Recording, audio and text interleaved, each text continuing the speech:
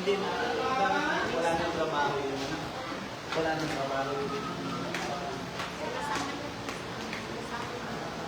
Kasi naano naman, nakakausap na. Kasi nalungkot lang dito. Ay, hindi sa'yo nakatalaw ka ng radio. Yung pater at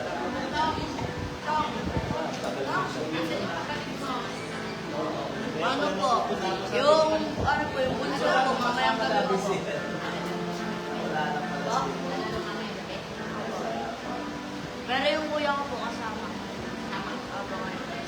Ah, yun ang pangalay. yun yung pangalan yun.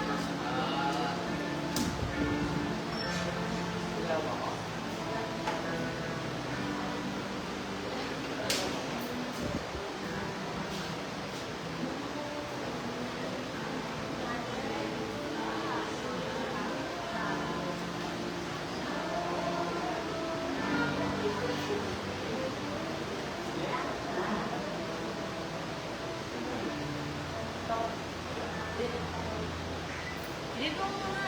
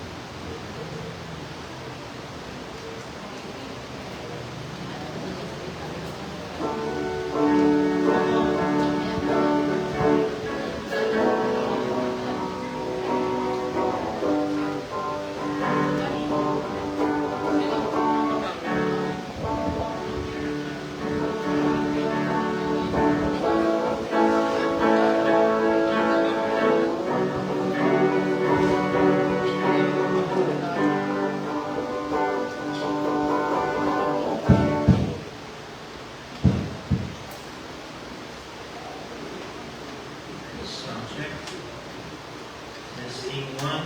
Praise God. Hallelujah. Magandang umaga po sa bawat isa. Welcome po sa Father's House Christian Center. Dahil makasimulan sa gawa ng Panginoon. Hallelujah. Palakpakan natin ang Diyos. Pagkawin tayo sa Panginoon ng sigaw ng kaibigan. Thank you for the cross. Hallelujah. Praise God. You live the life that I should live. You died the death that I should die. Yes, Lord, pay your sins, so you could forgive.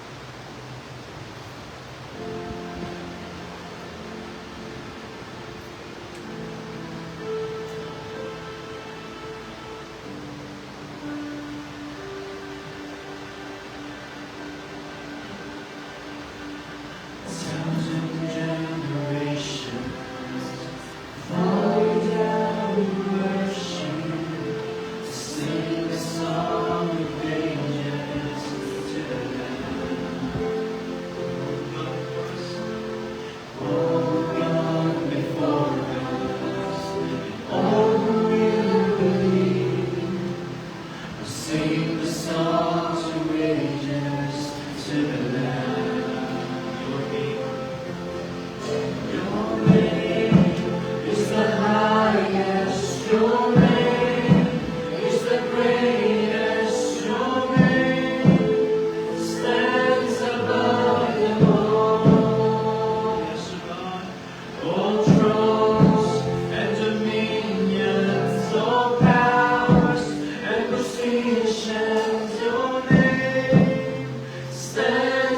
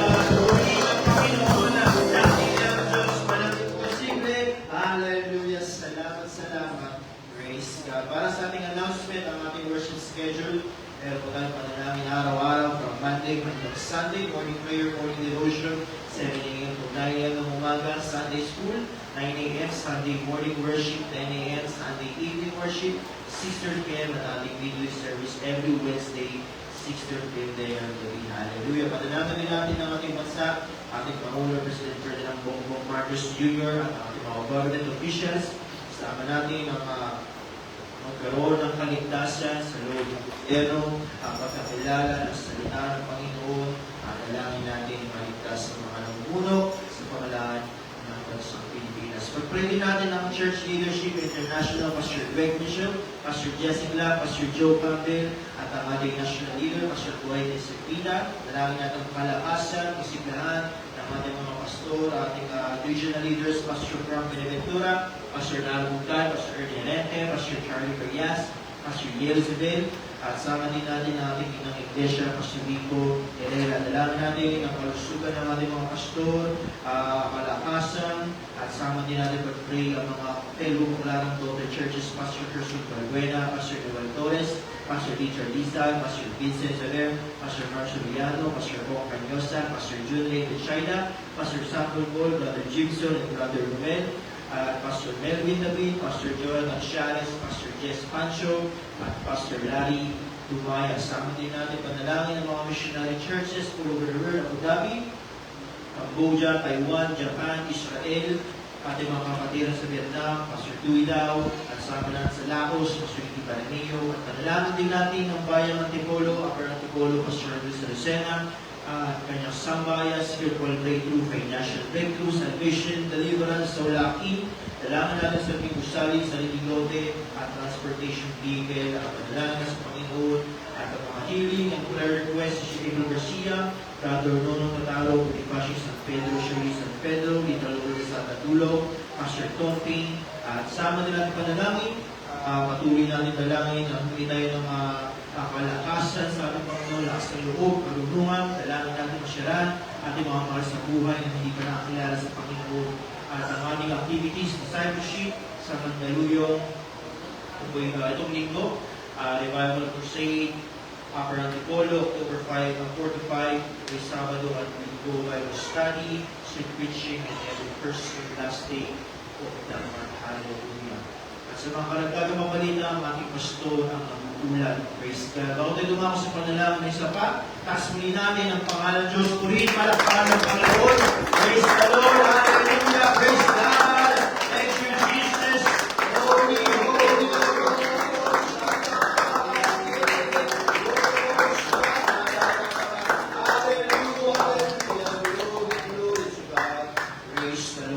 Dakilang Diyos, kini Panginoon na lumalapit sa iyong mananagro ng dalaga ng Panginoon God, ang mga na-mention sa naman, ang mga leaders namin Panginoon, nilalapit namin kalakasan, karunungan, ang pagpahay ng mananalawis Panginoon God, ang mga regional leaders, aming Mother Church Panginoon, magpalayo sila God, at dinadala namin Panginoon ang mga healing request, prayer request, kumpletong kagalingan Panginoon, katagpuin mo Diyos sa kanilang pangangailangan, in Jesus' name, O Lord Christ, at ang aming bayang Antipolo, Panginoon God, ang pagliligtas, ang pagbunga ng mga lagad, ang mga prayer warriors, mga tithers sa isang pamilya, Panginoon God, na ililigtas mo Diyos God, na hinahanap Panginoon ang iyong gawain, Panginoon God, hilusin mo kami, Panginoon, aming mga paa, aming mga labing ang hayag, ang iyong salita, Panginoon God, magdadala ng iyong salita, Panginoon, sa umagang ito, Panginoon, ay biyaya mo, Panginoon, ng kalakasan at karunungan, Panginoon.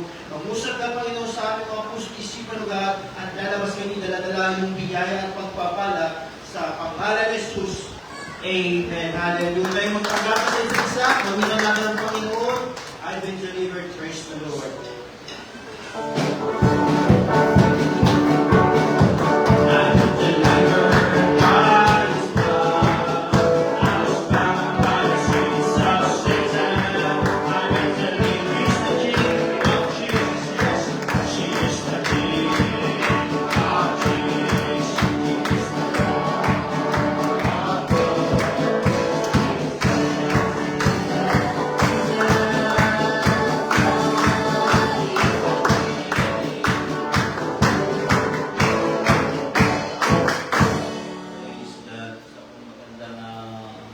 umaga sa bawat isa, sa mga nasa online. Pagpalain kayo ng ating Panginoong Diyos na makapangyarihan sa lahat. Okay, so sa susunod na natin, August 8. So, meron po tayong discipleship niya sa tabi. Puro kalalakihan lang po yan. Welcome po kayo dyan, pwede po kayo sumama. Paano maayos na yung panahon. So, magdidiretso na, pahinga na ulit, ilang linggo. Bago, wala na siguro. Sabi ng 16 daw na magdilim. Ilan lang yung buwan, ilan lang yung dumating sa atin.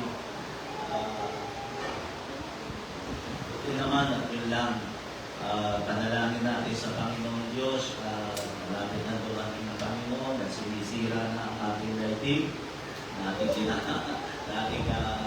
ginagalawan. Kaya panalangin natin sa Panginoon. Magligtas pa mga kaluluwa ang ating Panginoon Jesus. At doon sa August 8, merong yan nyo agad, text nyo agad mga kasama. At kung maganda naman ang panahon, siguro yung iba, matulungan na lang muna.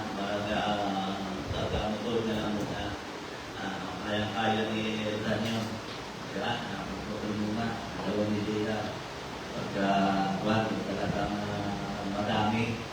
Okay, so, yun lang ang ating munang pabalita. Wala na ako nalimutan. So, tulad ng ating parating ginagawa, bago ang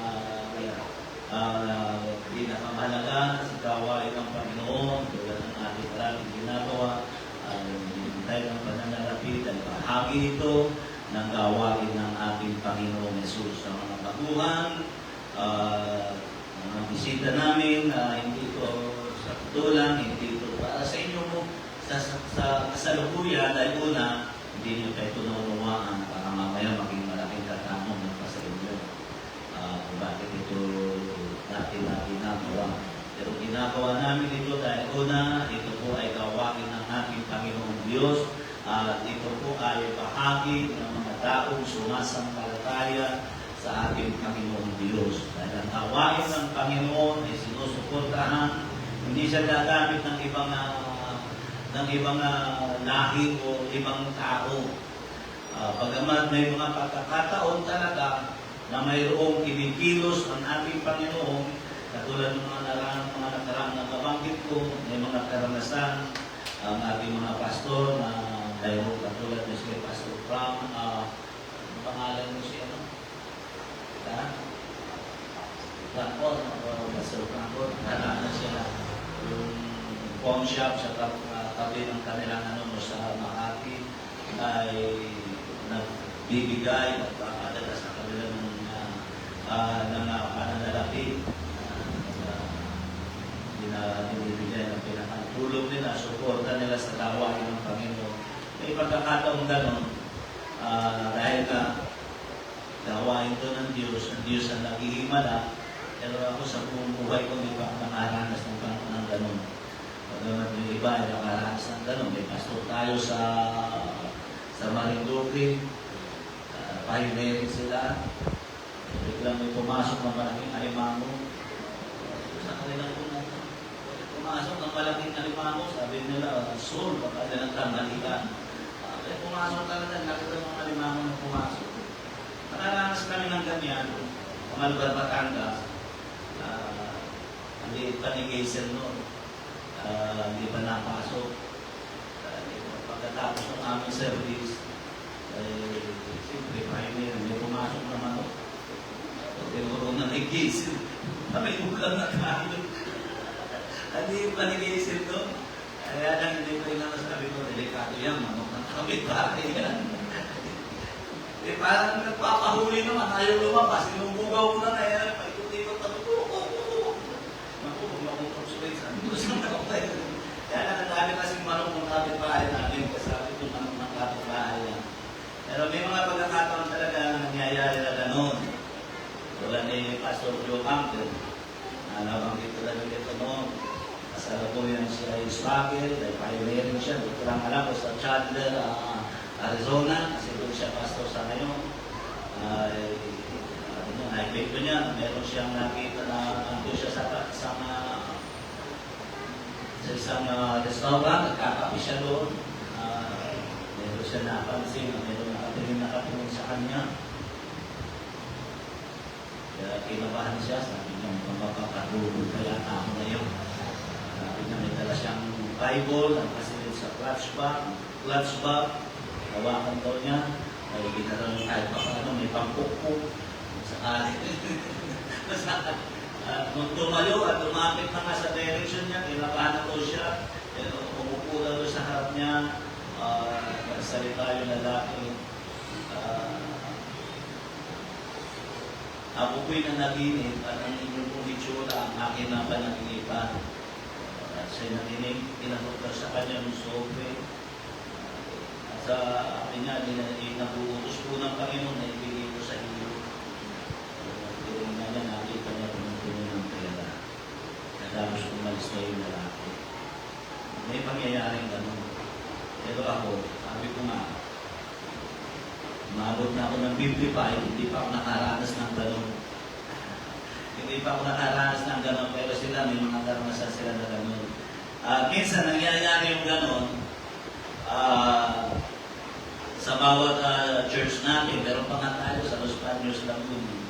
Meron doon, merong karamdaman ng doktor. Ganun din, nanaginip siya. Sinabi niya, kung gusto mo gumaling, hanapin mo yung Father's House, tulungan mo sila sa pagpapatayo ng kanilang church. At yung sa operasyon mo, akong bahala sa iyo. Ay, nangyari nga. Nakita nila yung nakita ng doktor yung iba. Pastor, kayo, manikasyon kayo, buhay pa siya mo. Ibigay sa kanya yung pananalapi. Yun may natinig ko lang sa kanya. Natapos yung church ko, natapos ng mundo, kaya ay gumaling ng walang operasyon. May pangyayari gano'n, pero sa totoo lang, ang gawain ng Diyos ay ang totoo niya, ang mananampalataya ang nasusuportahan. Pero tulad ng aking sinabi, ito ang pamamaraan ng Panginoon at ito ang kanyang way. Na hindi lang dahil narin yung biyaya at pagpapala ng Panginoon, kundi dapat natin maunawaan, ito'y sign. Kung bakit tayo nagbibigay, ito'y sign na tayo po ay hindi kontrolado ng pananalapi. Hindi tayo kontrolado ng pananalapi. Dapat tayo ang kumukontrol. Wala pong masama sa salapi. Kapag sa pera, tinalakay din din kanina. Sabi ng aklat ng Timoteo, ang salapi ay ang kayamanan ay ugat ng lahat ng uri ng kasamaan.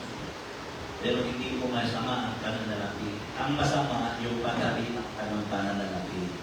Yun ang masama nun. Nung ikaw ang kinokontrol ng iyong pananalapi. So, lilikong tayo ng pananalapi sa oras na ito. Para sa gawain ng ating Panginoon, tawagan mo si para tayo pangunahan dito. Praise God. Hallelujah. Amen. Sana kapalit niya, 1,000 na lumilong pa naman. Hallelujah. Ay manalangin sa Panginoon. Dakilang tapat na Diyos, pagpalain mo po ang bawat isa sa amin. Dakilang Diyos na iyong mga anak. I-bless ko po, Panginoon, ang kanilang mga buhay, ang kanilang gawa ng kanilang mga kamay. Dahil marami pong salamat, Panginoon, sa iyong kabutihan sa pangalan ni Jesus. Amen. Praise God. Minsan pa, awitan natin ng Panginoon. The time to be happy is now.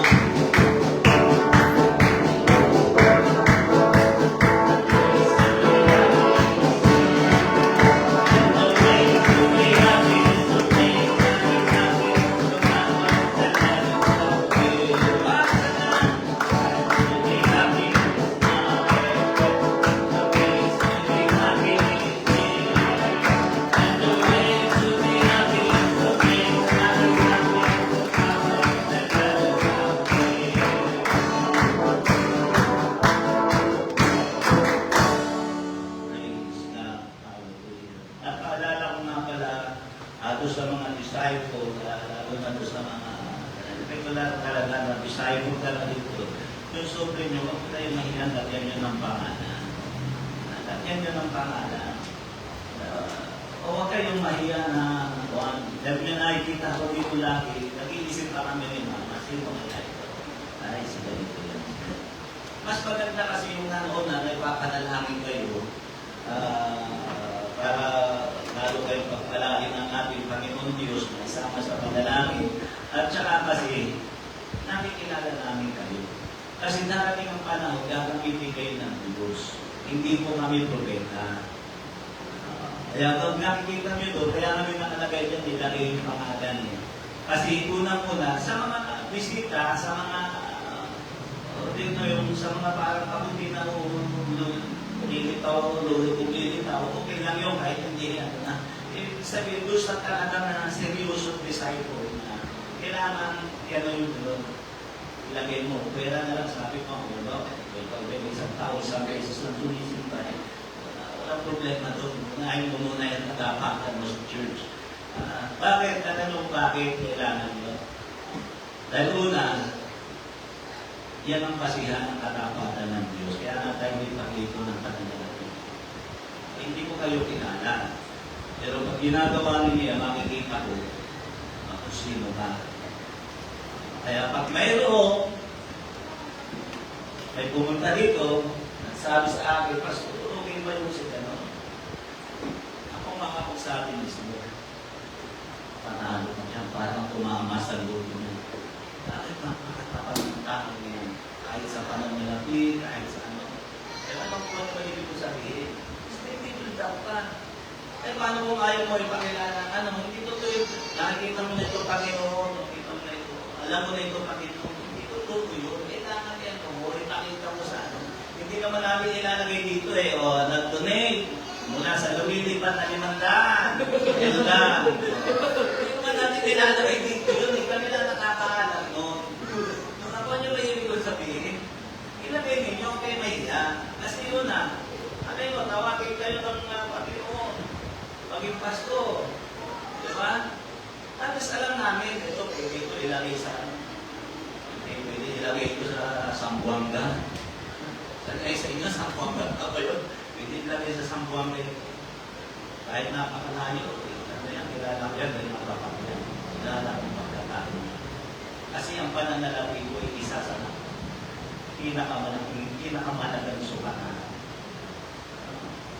Pananalapi, ang pinakamalagang. Walang na itatago ng tao para basta pagdating sa pananalapi. Yan mo makikita ang ng tao. Ako yun na unawaan nyo. Kaya mas maganda kasi yun. Huwag kayong maihiya sa Panginoon. Gawin mo ba about 50? Ay, paano? Yun lang talaga. Manalangin ka sa Panginoon. Diba? At yun ang may depende sa katapatan mo yun. Kung talagang yun lang talaga, 50 lang. Nalo sa iyo yun. So, kung nyo ba ibig ko sabihin, yun ay parang lalo na doon sa mga disciple. Dahil una, sa inyo kami kukuha ng patatayuin dito. Kaya ginagawa natin yung patayuin mo yan sa bibig. Kasi kita ko napakatapat niya sa bibig. Nakukuha nyo na. Ano kayo magagamit dito kung ayaw nyo ipakita yung ano, ayaw nyo ipamasa yung pagkataon. Kasi pag lalo na kung magkahamon si TV, unang-una kahit na maglilingkod ng ano, dapat sa tukulang tuwid trabaho. Ito, mahawak ng instrumento.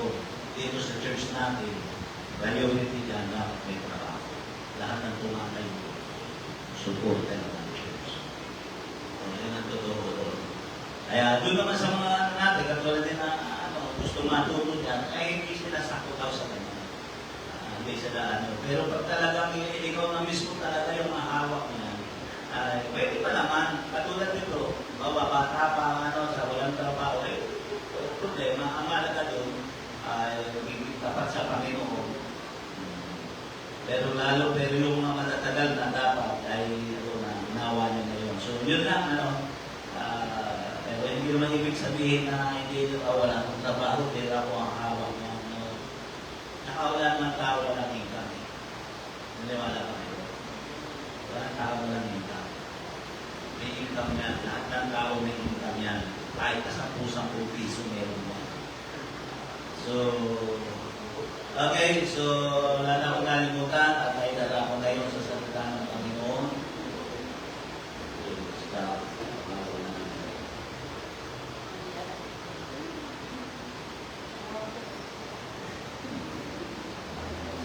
Praise God. Pero mas kayo sa akin sa aklat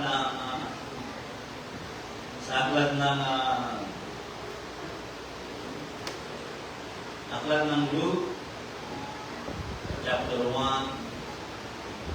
beginning verse 6. Pag-usapan natin, pag-aralan natin ang buhay ni Ruth. Sino nakakakilala na kay Ruth? Pero sa mga nagbabasa at doon sa mga nakikinig na salita ng Panginoon at tulad din ng nakaraan, nabanggit ko ang buhay niya sa Ruth.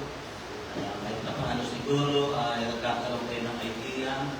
So mag-usap ako kayo patungkol sa buhay, kasaysayan ni Ruth.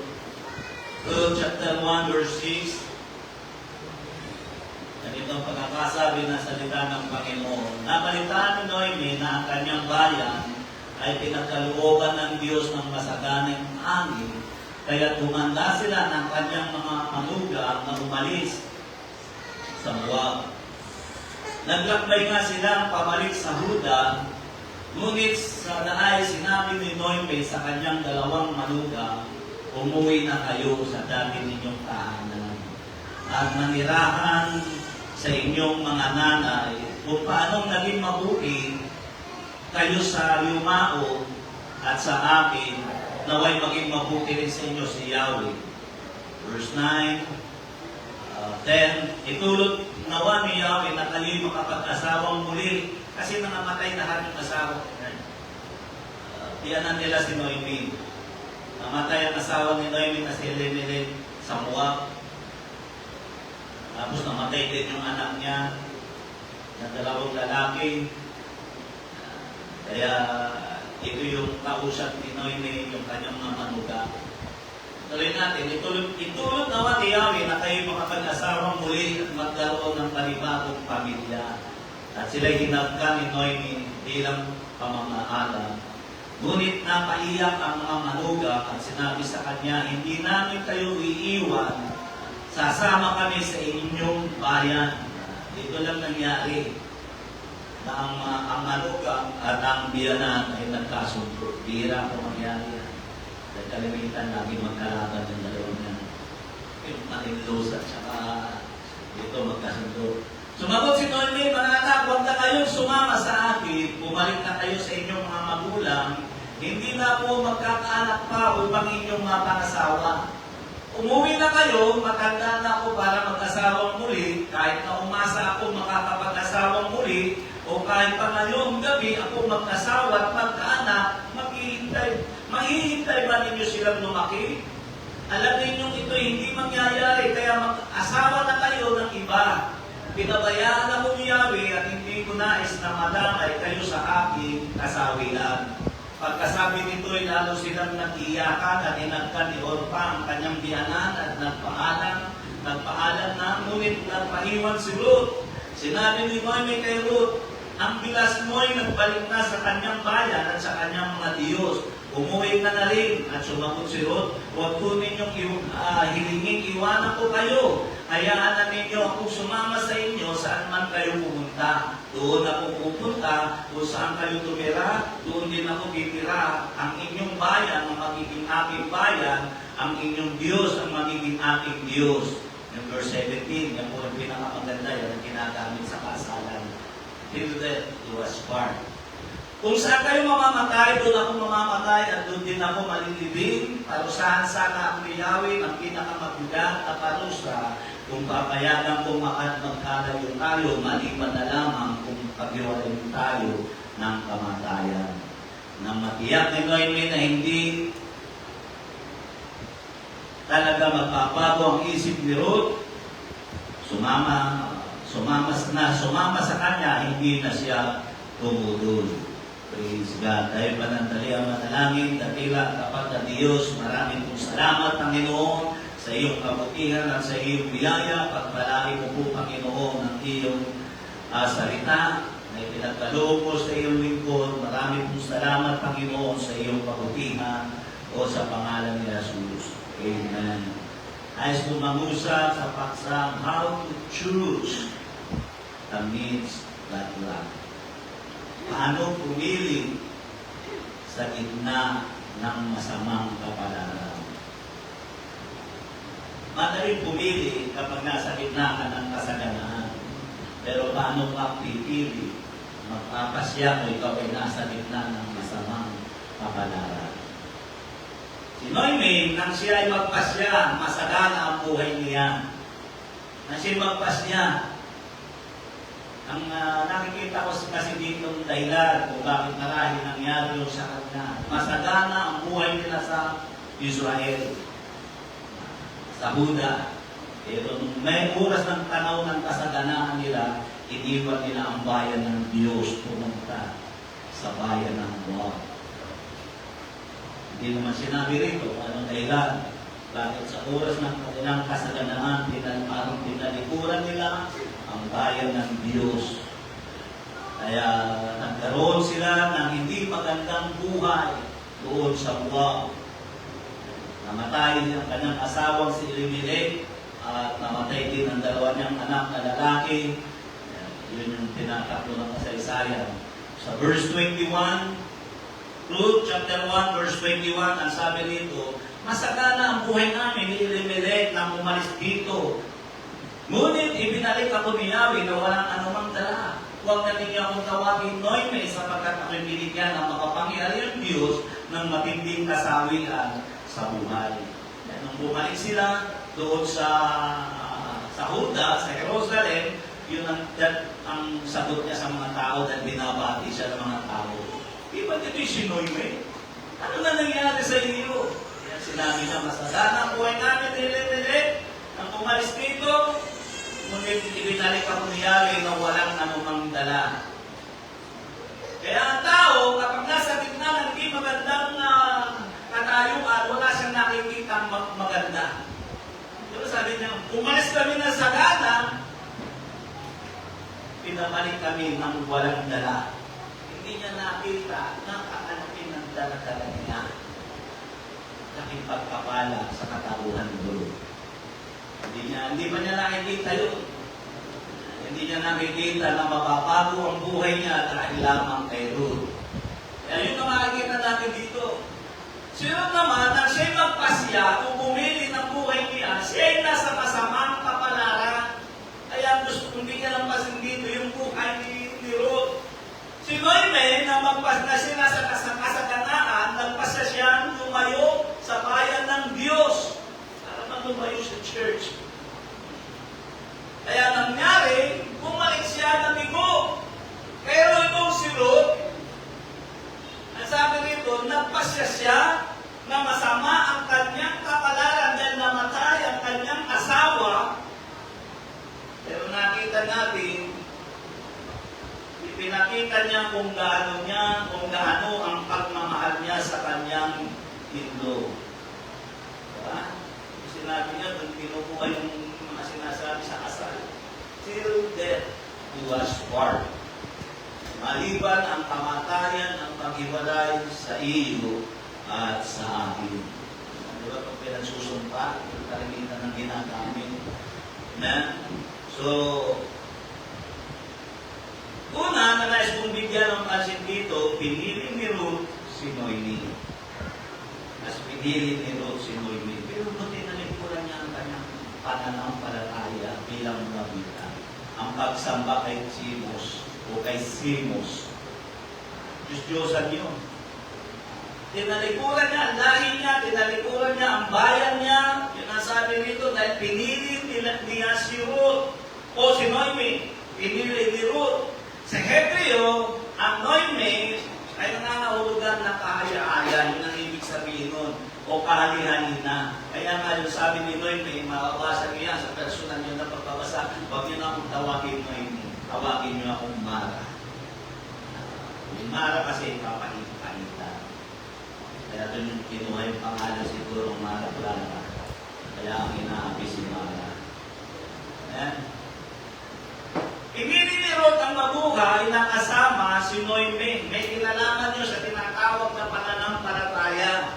E dahil mas pinili niya ang pananampalataya na itinulong ni Noemi. Siyempre kaya ganun na lamang ang pagmamahal ni Ruth sa kanyang biyanan dahil ako'y naniniwala na napakalaking o napakaganda ng kalooban ipinakita ni Noemi sa kanyang manugang. Bagamat hindi niya kalahi. Tinahan niya ito marahil na gusto. Kaya ganun na lamang, mahirap, malalo na kay Orpa. Yung isa pang manugang niya, ang umiwalay, kaya lang napilitan siya, dahil sa nakikita niya siguro, wala na siyang kapalaran. Dahil wala nang magiging asawa. Dahil sa kapanahunan nila, sa kawalian ng mga Israelita, pag namatay ang kapatid, naiwan ng balo na asawa ng kapatid niya, kukunin niyo ng pangalawa. Yung panganay o yung bunso. Para itayo niya yung karangalan ng may asawa na namatay. Ganon yun ang kanilang kaugalian. Kaya nasabi ni Noemi, wala na akong magiging anak, matanda na ako. At kung manghilangan ako dyan sa tabi-tabi, magkaasawa ako, mahihintay ba ba ninyo yun hanggang sa iyo na lumaki? Napaka-imposible nun. Kaya sinabi niya, umuwi na kayo sa inyong Diyos, sa inyong magulang, at sa inyong bayan. Umiyak si Orpa. Iyak kami. Papay. Umalis siya kasi nakita niya parang wala na siyang kapalaran. Kakalima kay Ruth.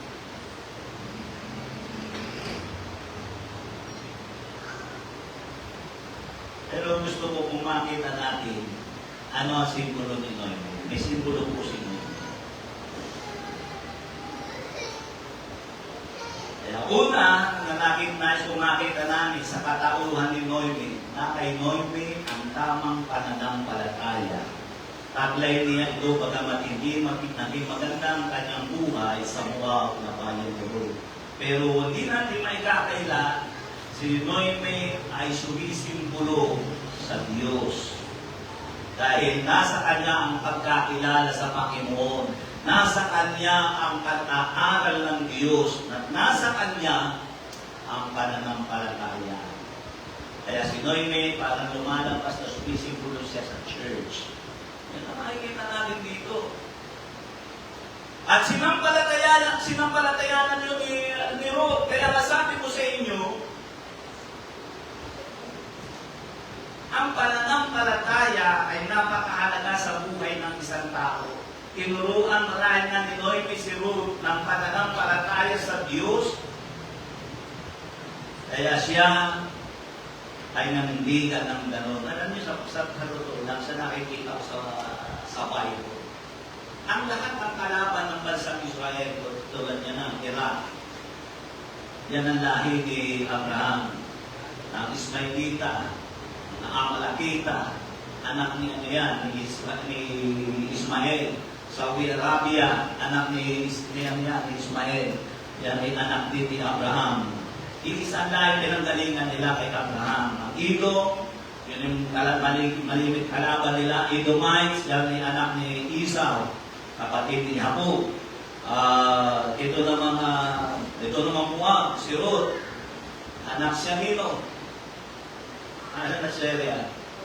Anak ni Nino, saan galing ang lahi ni Ruth? Ang Moab. Anak siya ni Lot.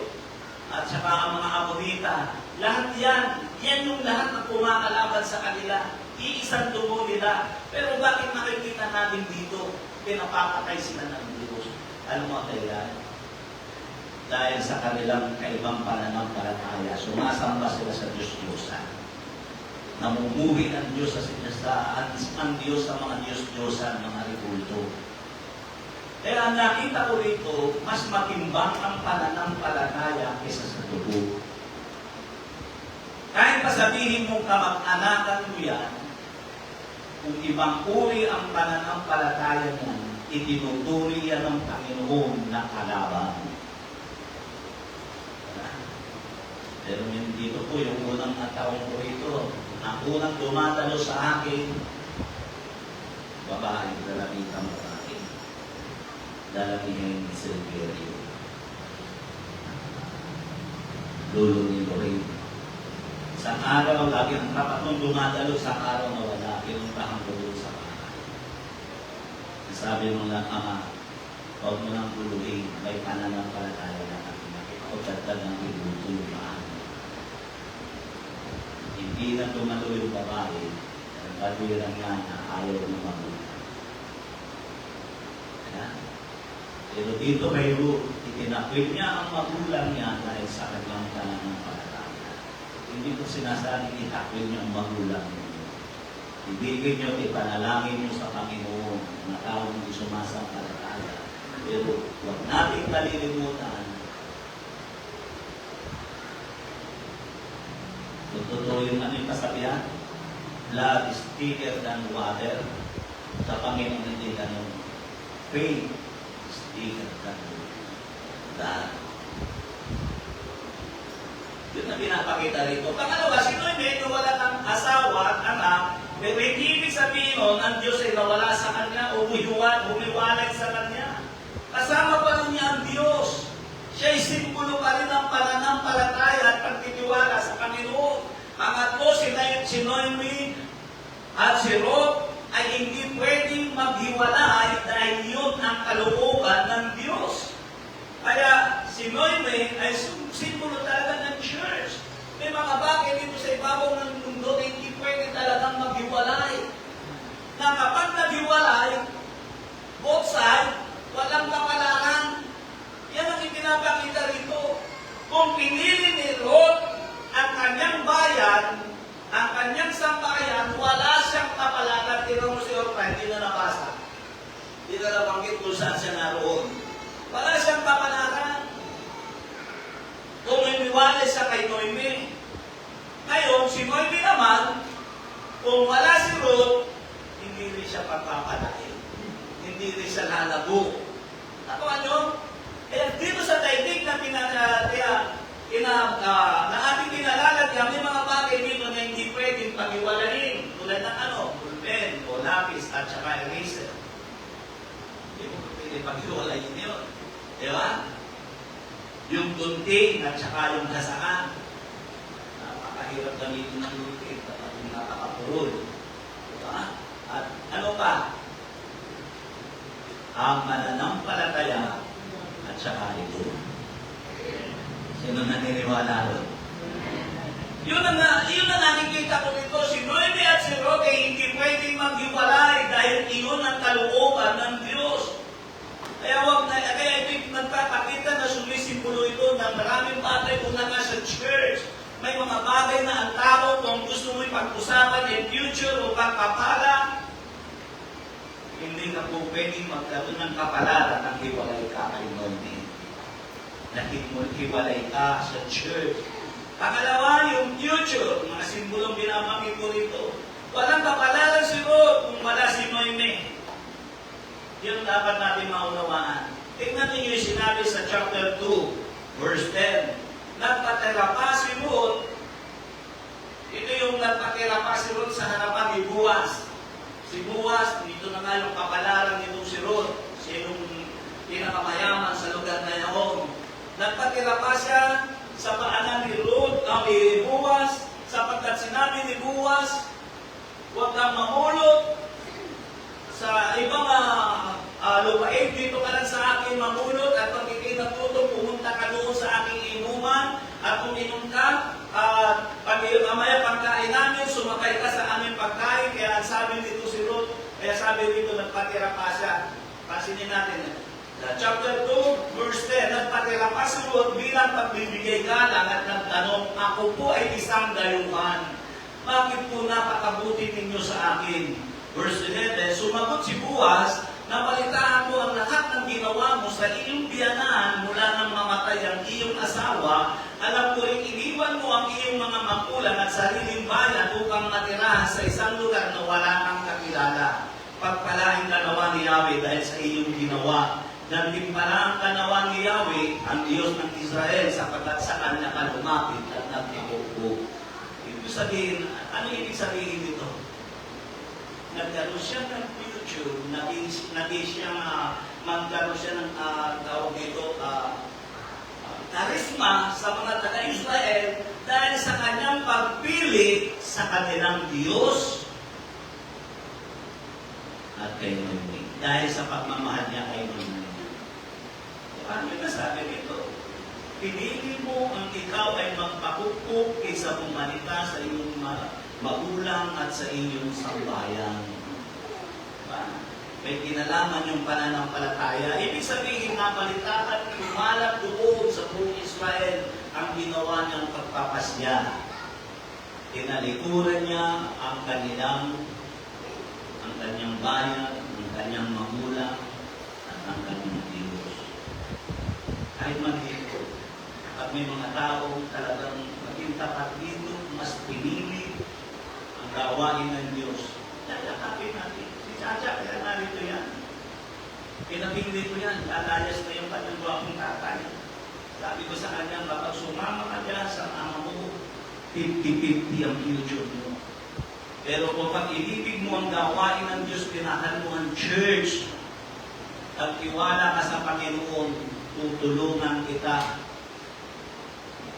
Kakausapin ko ang mga anak ko at kakausapin ko ang Diyos na pagpalagin ka.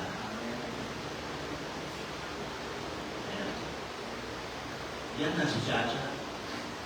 Sabi ko nga, kung sumama ka sa magulang mo, tagapag-alaga ka ng mga kapatid mong parang hagdan sa dami. Hindi ka makakapagtapos. Yan ang ibig sabihin.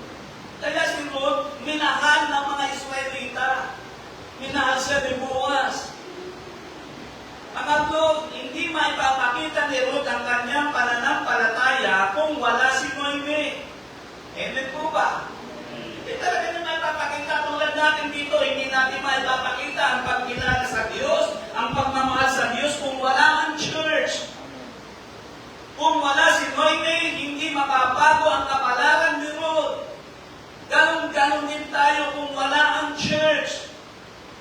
Hindi mababago ang ating kapalaran, ang inyong pong lingkod dating ating nabilanggo sa Lucena City Jail. Pero bakit ako'y nakatayo dito? Ang church ang nagbigay ng kapalaran sa akin. Kaya masabi ko, si Noemi ay sumisimbolo sa church.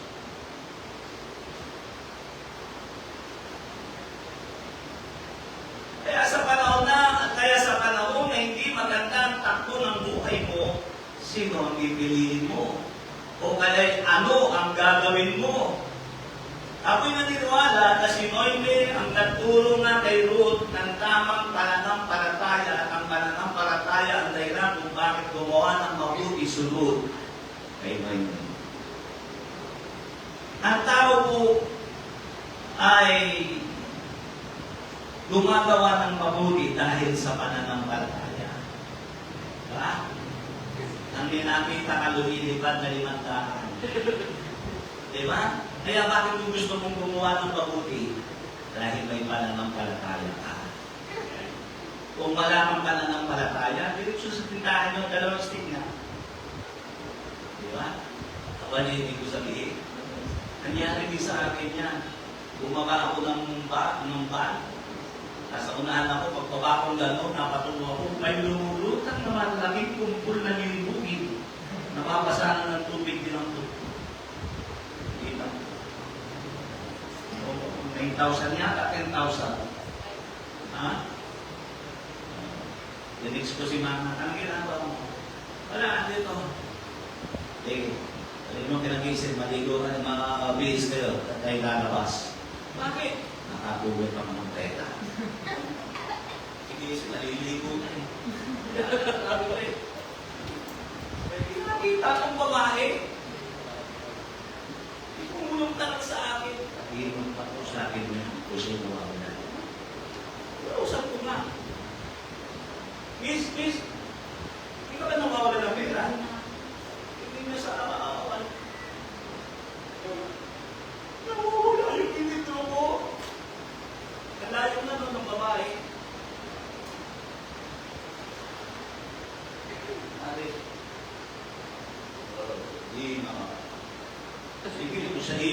hulaan mo nga kung magkano.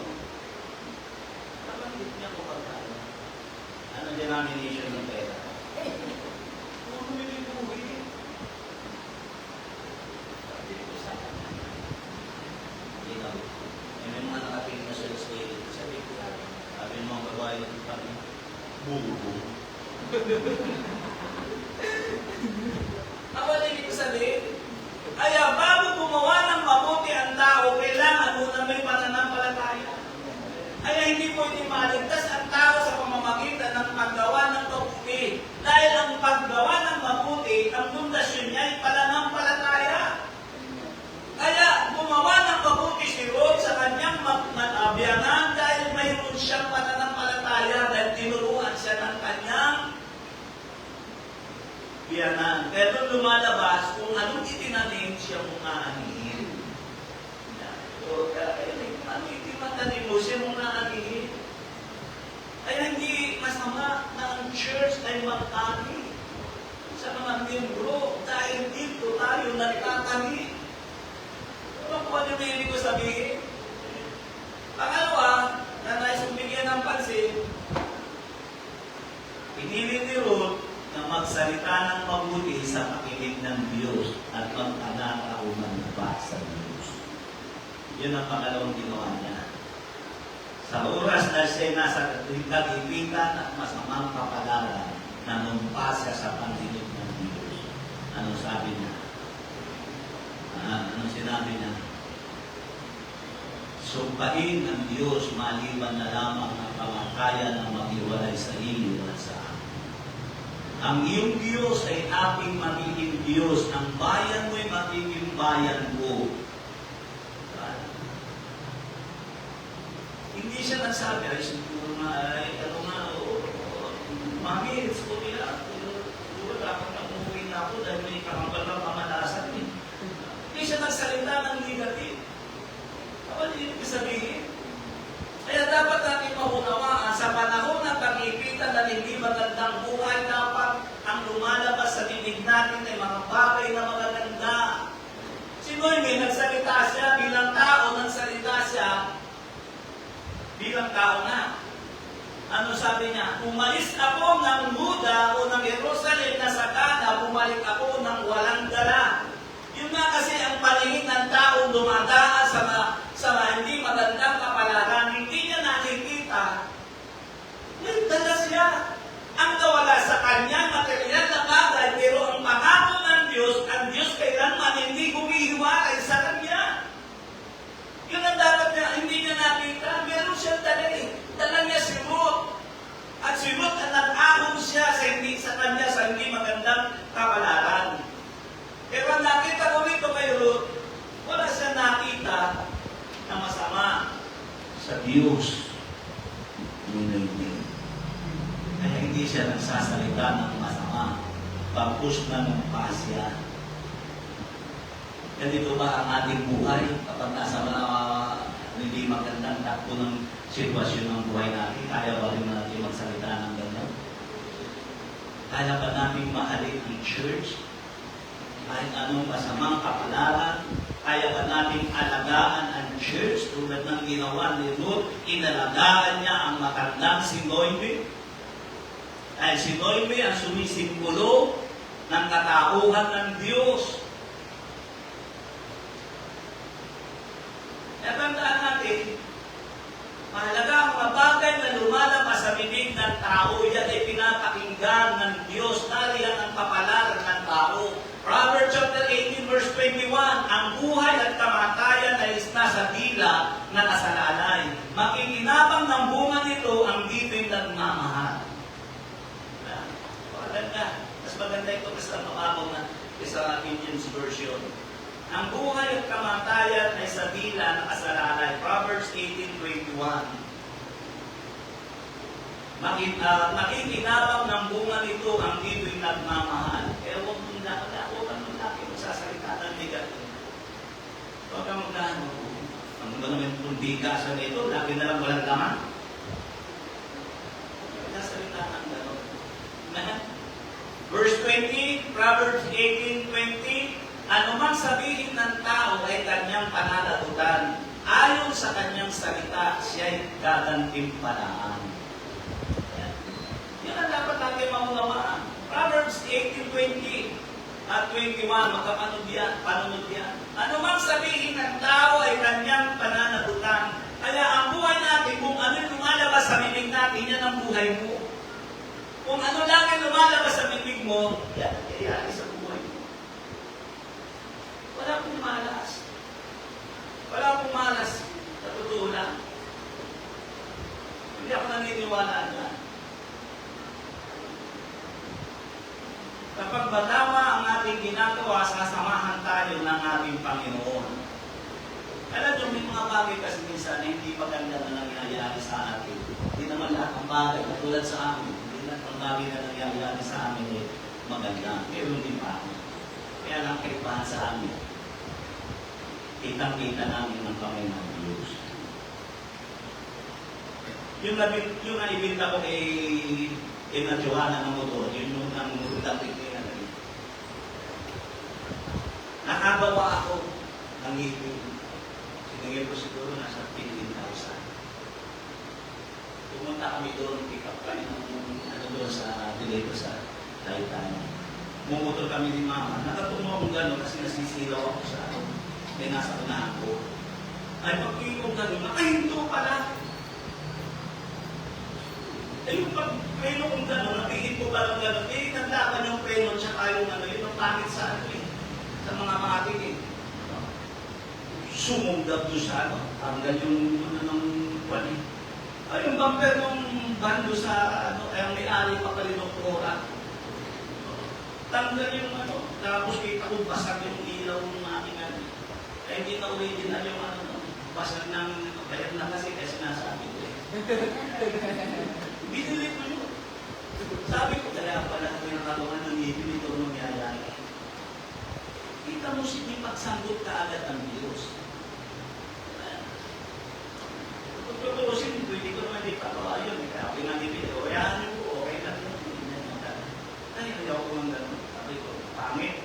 Nagawa ko talaga. Inano ko.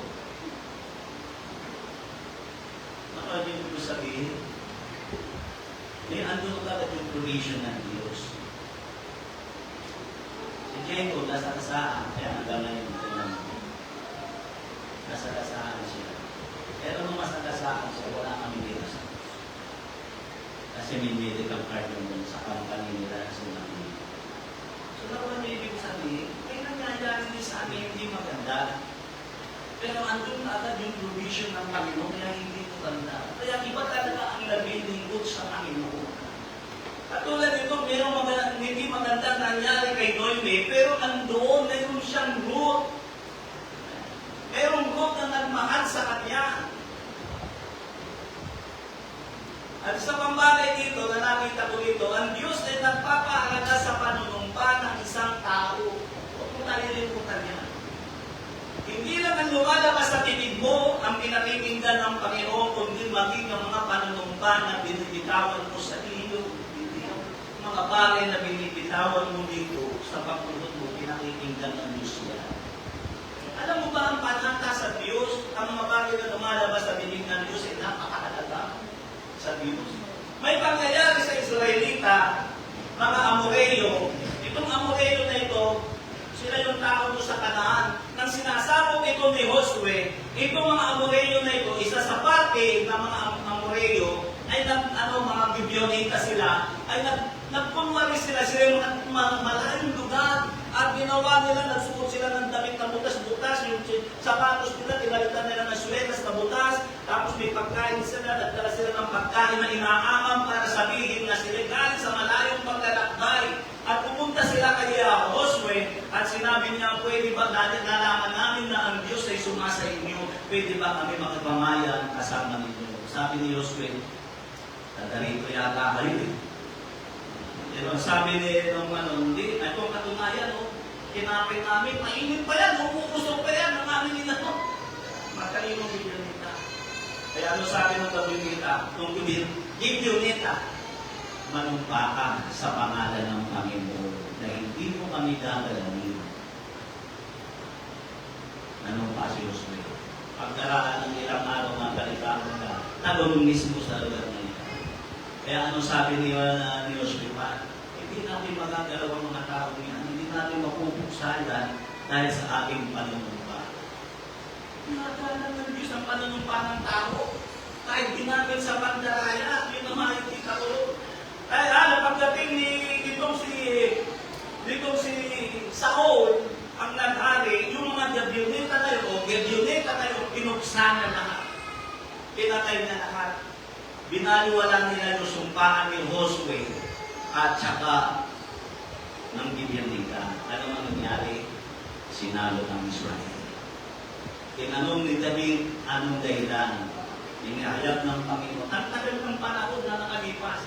Sinira ni sa aking Saul ang sumpaan ng Israel at ng mga Gibeonita. Ibig kong pakita sa inyo po, pinapahalagahan ng Diyos ang bawat lumalabas sa bibig ng tao. Kaya ang kasanod nyo sasabihin kaperasong patinyan. Pinahahalagahan niya ng Diyos. Sa tao, walang halaga yan sa tao, kaperasong papel. Pero yan ay sa harapan ng Diyos, yan ay pinagtitibay niya. Walang pwedeng sumira ka. Kaya nung sinabi ni David, Panginoon, anong gagawin ko? Tanungin mo ang mga Gibeonita kung anong gusto nila. Sinabi ng mga Gibeonita, ibigay mo sa amin ang lahat ng laki ni Hari Saul upang amin patayin. Ginawa niya, naalala tayo niya. Ni Haring David, yung sumpahan nila ni Jonathan. Sino nakakaalala kay Jonathan? Basta kasi kayo ng Bible para hindi ko na. Basta kayo ng Bible. Si Jonathan ay anak na lalaki ni Haring Saul. Nang tinatangka ni Haring Saul na patayin si David, si Jonathan ang nagtatanggol kay David. Kaya lagi mag-away yung mag-ama. Kaya nagsumpahan sila, sinabi ni Jonathan, alam kong darating ang panahon, luluklo ka bilang hari. Huwag mo sanang palilimutan ang aking lahi. Magkaroon tayo ng sumpahan na iyong iingatan ang aking lahi. Eh ngayon, hinihingi niya ng mga Gibeonita. Ang ginawa ni Haring David, ikinago niya si Mephibosheth na isang anak ni Jonathan. Kaya hindi namatay yun. Kaya hinalang ni David. O nang hinalang ng Diyos ang sumpahan nila ni David. Kaya ano ba ito sinasabi? Ang sumpaan, yung mga sumpaan, timpanan, hindi ginagalang ng Diyos yan. Kaya dumarating ang salo sa buhay ng tao o ng bakit. Dahil sinisira natin ang timpanan. Maraming mga babae, lalaki, para nagpapalit ng balo o magpalit ng asawa. Sumpaan yun eh. Yun ang hindi nalalaman ng maraming tao. Deuteronomy chapter 23 verse 21. Pagka ikaw ay nagpanata ng isang panata sa Panginoon mong Diyos, ay huwag kang magluluwat ng pagtukad sapagkat walang pagsala o usisain sa iyo ng Panginoon mong Diyos at magiging kasalanan sa iyo. Ecclesiastes chapter 5 verse 4. At ikaw ay nananata ng panata sa Diyos, huwag kang maliban ang pagtupad sapagkat siya'y walang kaligayahan sa mga mangmang. Tuparin mo ang iyong panata. Amen? Kapag nasa gitna ka ng hindi magandang pamumuhay, anong pipiliin mo? Papahalagahan mo pa rin yung sinabi mo sa Panginoon. I surrender all. I surrender all. Kaya sabi ni Haring Solomon, hindi masama na hindi ka magpanata. Ang masama, yung magpanata ka na hindi mo tutulahin. Praise God. Pangatlo, at dito ako magtatapos, mas ipili na kontrolin ng plano ng Diyos kaysa kontrolin ng kanyang puso. Yan ang maganda kay Ruth. Nagpailalim siya sa plano ng Diyos. Kaya sabi ron, tinausap siya ni Noemi, sabi ron, May si Boaz ay magpapagiling ng inyong inani. Kaya sabi niya, magpabango ka, magbihis ka, ayusin mo ang sarili mo, mag-ilo ka. At pagdating ng gabi, kung saan nakahiga si Boaz, kung kayo nabila, sa kanan. Iyon ay may kinalaman sa kaugalian nila yun.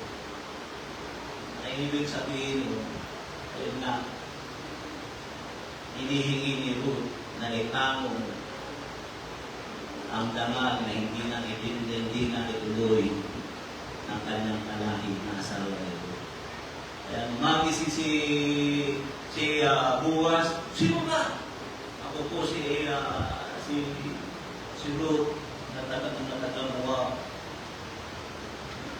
ang asawa ng iyong kamag-anak. Kaya sabi niya, okay, tutugunin ko ang iyong kagustuhan dahil ang plano. Dahil kasi yung kaugalian sa kanila yun eh. Kaugalian yun sa kanila. Tingnan nyo ang sabi ni Boaz. Sumagot naman si Boaz, pagpalain kami Yahweh. Higit na maganda ang loob sa amin angkan ang ginawa mong ito. Ibig sabihin yung ginawa niya.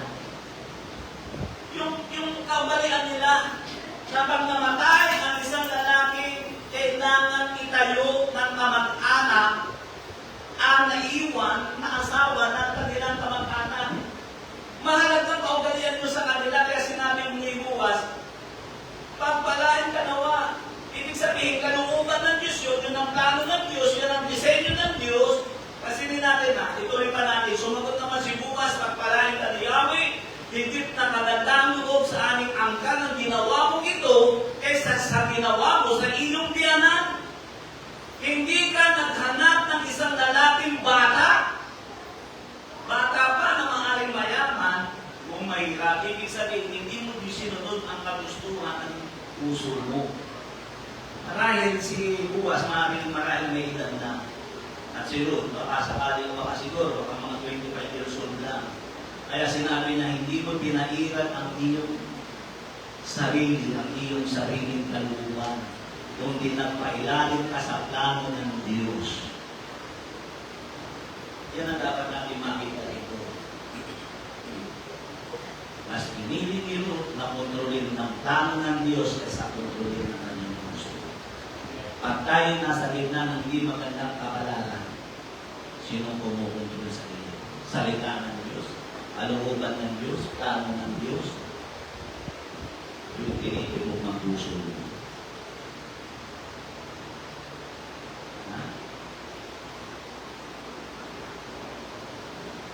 Naman yun yung sabihin. Handa ka bang magpailalim sa kalooban ng Diyos? Handa ka magpailalim? Paano mo hinahanap ang kalooban ng Diyos sa buhay mo? Paano mo ipinapakita ang pagpapailalim mo sa plano ng Diyos? Tingnan mo ang sabi rito ng mga tao kay Noemi. Sa chapter 4, verse 15, magatid nawa siya ng kaaliwan sa puso mo. May anak na siya.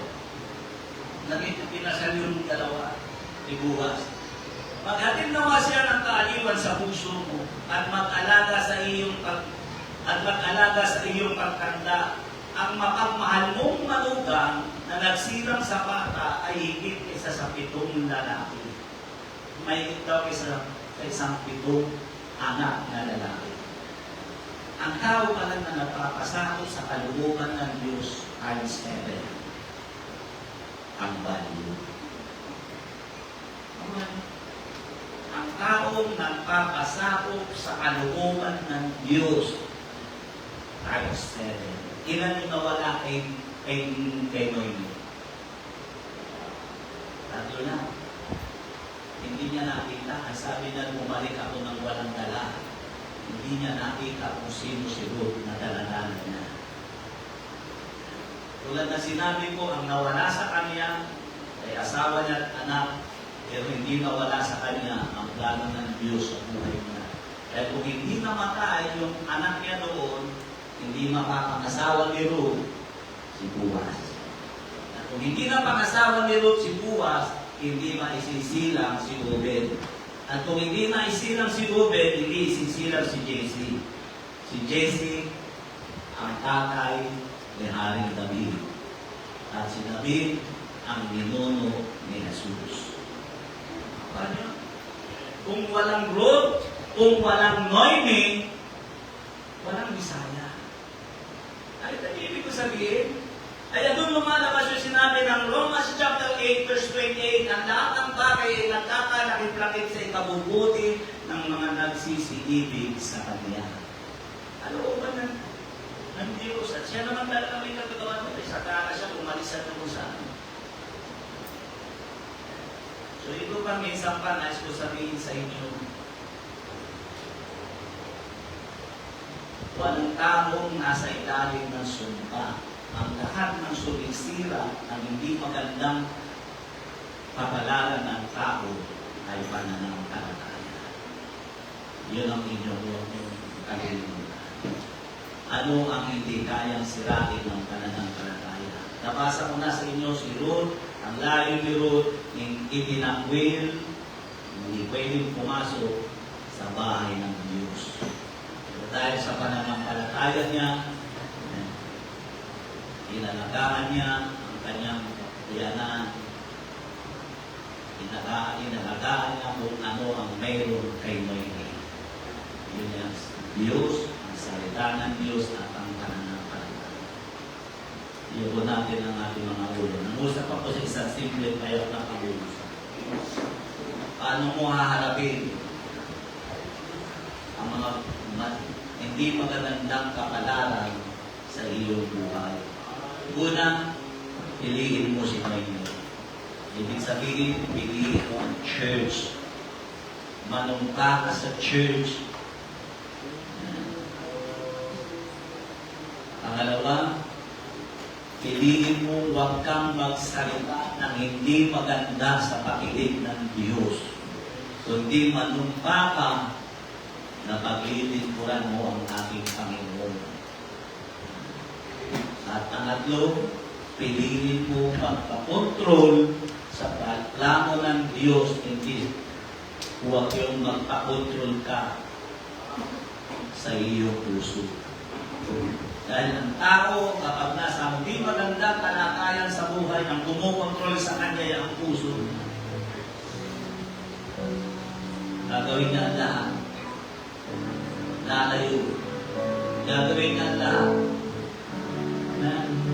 Yan ang gusto niya ay kinukontrol siya ng kanyang puso. Ayaw niya magpailalim sa plano ng Diyos. Ayaw na natin tumayo. Naawitan natin ang Panginoon. Ang isang awit dito.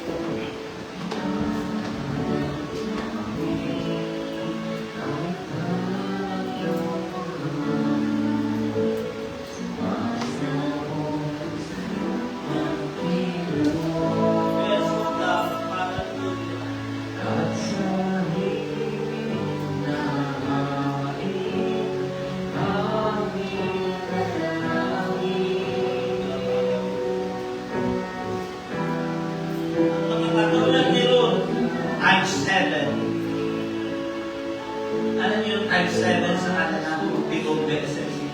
Yun yung pinakasokdulan sa atin. Pinakatokto. Yun ang tanggal ng Diyos.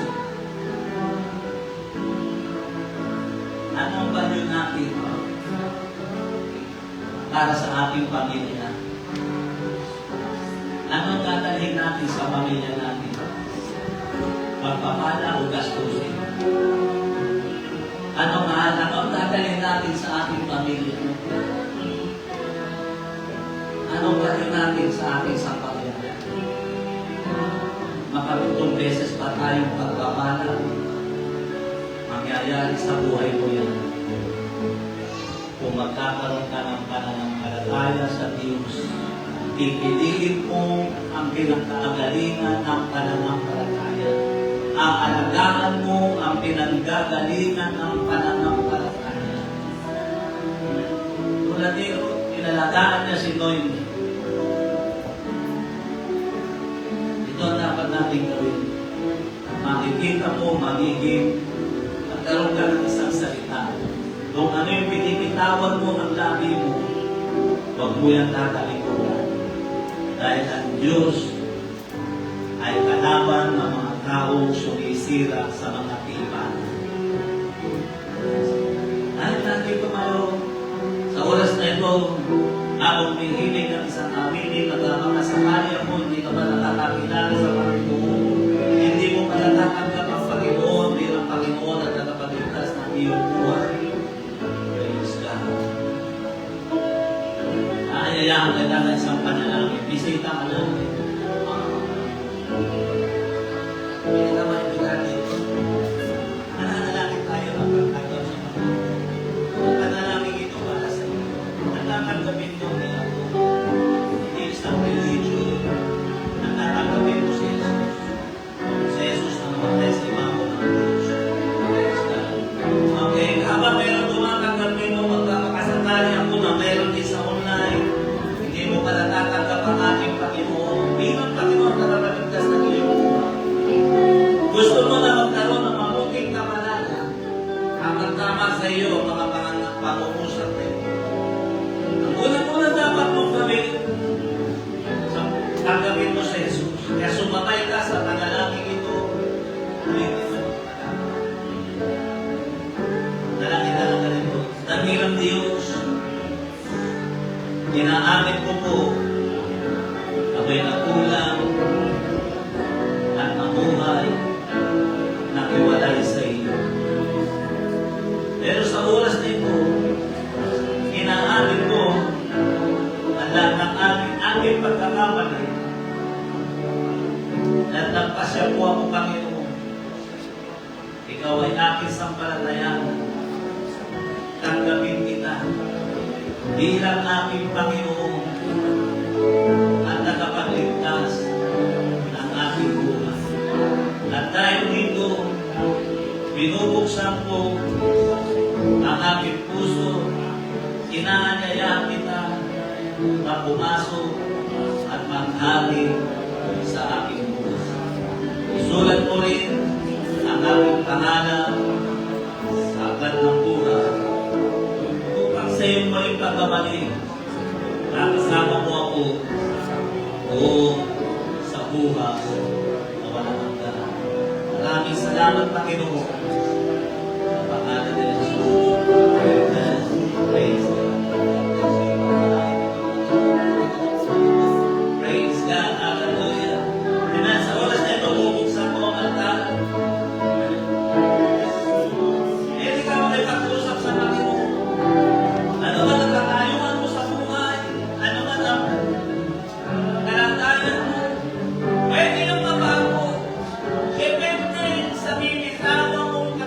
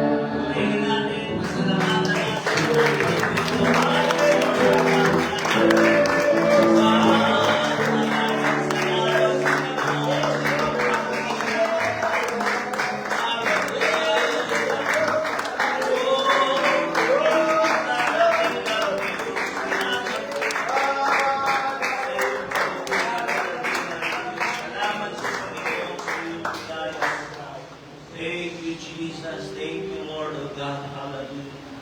God, marami pong salamat, Panginoon, sa iyong kabutihan, O God. At ibayin mo po ang iyong salita sa iyong mga anak. Amen. Na mamumuhay ayon sa pananampalataya at pagtitiwala sa iyong dakilang Diyos. Marami pong salamat, Panginoon, sa iyong kabutihan sa pangalan ni Jesus. Amen. Praise God. God bless us sa inyo lahat. Pagpalain kayo ng